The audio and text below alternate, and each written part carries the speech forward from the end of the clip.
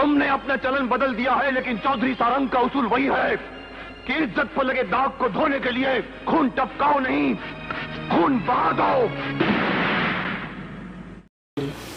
सौगंध, सौदागर, तहलका।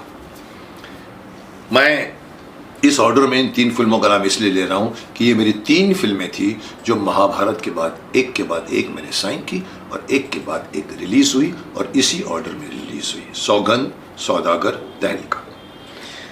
सौगंध को मैं अपनी करियर का सबसे सेटिस्फाइंग एक एक्सपीरियंस कहूंगा या फिल्म कहूंगा। जैसे कि मैं कई बार कह चुका हूं कि एक्टर 10 नहीं, 100 नहीं, हजारों फिल्में करते हैं, लेकिन चंद फिल्में ऐसी होती हैं जिन्हें वो ओन करना चाहते हैं। बाकी फिल्में तो पैसे कमाने के लिए होती हैं और किसी ने कह दिया ऑब्लाइज करना पड़ता है, लेकिन चंद फिल्में होती हैं जो उनको टच करती है। जैसे मैं हमेशा कहता हूँ, महाभारत, शक्तिमान मेरे अंदर से निकली है। वैसे सौगंध मुझे सेटिस्फाई इसलिए कर गई कि सौगंध ने मुझे वो स्कोप दिया डायलॉग्स बोलने का। I am known to be a dialogue actor. मैं ओपनली कहता हूं, यार डायलॉग्स हो तो मुकेश खन्ना को लीजिए, वरना मत लीजिए। मुझे पता नहीं, मजा आता है डायलॉग्स बोलने में, मैं फेंकता नहीं। जितना स्कोप मुझे महाभारत में मिला, ऑफ कोर्स कंपेयर करें तो सौगंध उसके लिए 1/10 भी नहीं होगा। जितनी मुझे comfort level doctor Rahi Masoom रजा साहब ने दी वहां पर डायलॉग्स बोलने की, वैसे ही मुझे यहाँ पर कंफर्ट लेवल मिली। अच्छा लगा। इकबाल दुरानी राइटर ने जो लिख के दिए, जिसके बीच में जगह जगह आपने डायलॉग सुने होंगे, गंगा चौधरी सारंग का सर कट सकता है, सूली पर चढ़ सकता है, बारूद में फट सकता है, मगर झुक नहीं सकता।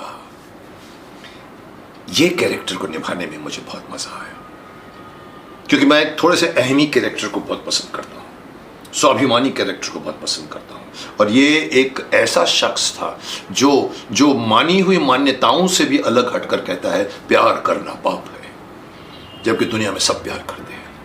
लेकिन उसकी अपनी थियरी थी। आप घर से अगर एक बार बाहर निकल गए, अपनी बहन को कहता है कि आंसू अगर एक बार आंख से निकल जाए तो वो वापस नहीं आते, और मारता उसको, हाथी पर बैठकर अपनी बहन को मारता, क्योंकि वो बाहर निकलकर किसी से प्यार करने बैठी थी। और ये आर्ग्यूमेंट उसका होता है जो उसकी बहन से शुरू होकर उसकी लड़की तक आता है। बहुत ब्यूटीफुल इंटरेस्टिंग फिल्म थी, आपने देखा होगा।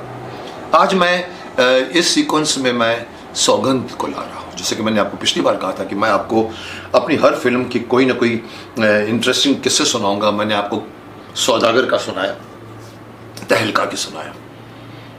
इस बार मैं तीसरी फिल्म चूज करके आया हूं, सौगंध, जिसके अंदर भी काफ़ी इंटरेस्टिंगली बनी थी फिल्म। बहुत कमाल की बनी थी फिल्म, करने का मुझे मज़ा आया। तो ये मेरा जो अभी नया सेक्शन मैंने शुरू किया है, किस्से सौगंध के। अब जैसे कि मैंने कहा कि इस फिल्म को बनाने में सबसे बड़ी बात जो आई थी वो क्रू को लेकर, कास्टिंग कैसे हुई। मुझे कास्ट किया गया था महाभारत की परिकाष्ठा पर, महाभारत का जो इम्पैक्ट था, जिसकी वजह से पिछले बार मैंने कहा था अनिल शर्मा ने मुझे बुलाया था एक बहुत ही डिफ़िकल्ट रोल के लिए, जिसके लिए वो साउथ के रजनीकांत को फिक्स करके बैठे हुए थे, ऑलरेडी फिक्स था। लेकिन कोई ऐसी दिक्कत आई कि वो नहीं कर पाए और फिर ये सोच में पड़ गए किसको लिए, और उनको लगा महाभारत के भीष्म पितामह ये कर सकते हैं। So I was known as Bhishma Pitamah. उसकी वजह से मुझे तहलका मिली, उसकी वजह से मुझे सौदागर मिली, उसकी वजह से मुझे सौगंध मिली। और मैं आपको ओपनली कह दूं कि ये 3 फिल्में मैंने सेलेक्ट की थी, ना करके 25 फिल्में मना करने के बाद 3 फिल्में की थी। अब इस फिल्म की मैं कास्टिंग में कहूं कि मुझे ये ऑफर हुआ। ऑफ कोर्स डड्डू सिप्पी का नाम बहुत मशहूर था। बनाने वाले थे केशुराम से रैमसे ब्रदर्स के वन ऑफ द ब्रदर्स हैं, हॉरर फिल्म बनाने वाले। केशुराम से मैं बजा, मुकेश जी एक कहानी है। मैंने कहा अच्छा बताइए। कहानी के लिए मुझे शायद लगता है इकबाल दुरानी जी खुद आए थे और मुझे कहानी पूरी सुनाई। मैं थोड़ा चार्ज्ड हो गया, क्योंकि एक कहानी थी एक फादर की जो अपनी लड़की को लड़का बना के बड़ा करते हैं, क्योंकि उसे पसंद नहीं है कि लड़कियां बाहर जाकर प्यार करें, और वो लड़की कैसे बड़ी होकर फिर से अपने आप को पाती है, लड़की बनती है। और बड़ी बात थी, अक्षय कुमार की पहली फिल्म थी। मुझे जिससे ज्यादा इंप्रेस किया वो था सौगंध के डायलॉग्स। एक से बढ़कर एक डायलॉग थे। गंगा, तू जब पहली बार मेरे सामने साड़ी पहनकर आई तो मुझे लगा कि तू मेरी बेटी नहीं है, उसकी लाश है।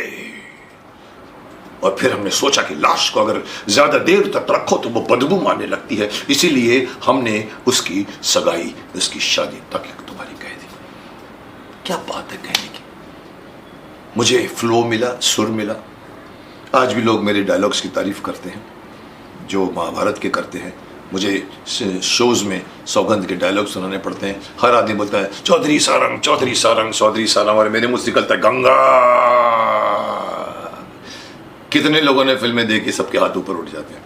सो I sign this film because of the dialogues.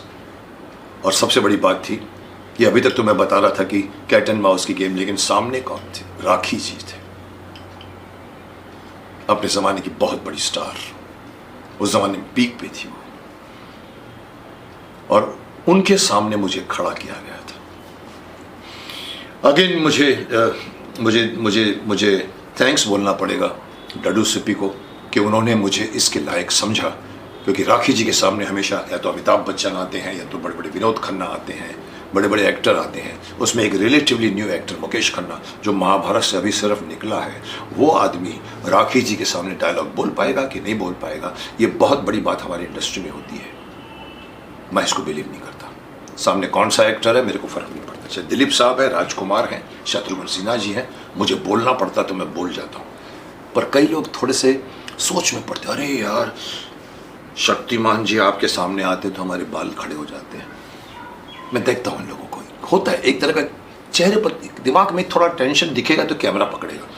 पर मुझे रत्ती भर भी फर्क नहीं पड़ा कि सामने वेटरन एक्ट्रेस राखी जी मेरे सामने है, और उनके भी डायलॉग्स कमाल के थे।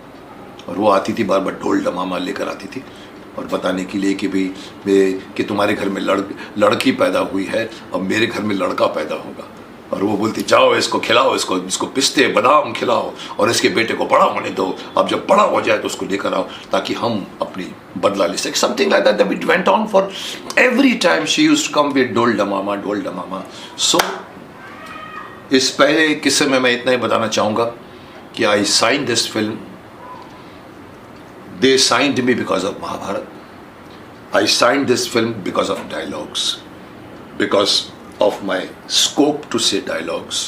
जो मैंने सरस्वती माँ की देन कहो या भगवान की इच्छा कहो या भगवान का आशीर्वाद कहो, महाभारत के टाइम पर मैं इस कला को मैं पा गया, मुझे नहीं मालूम।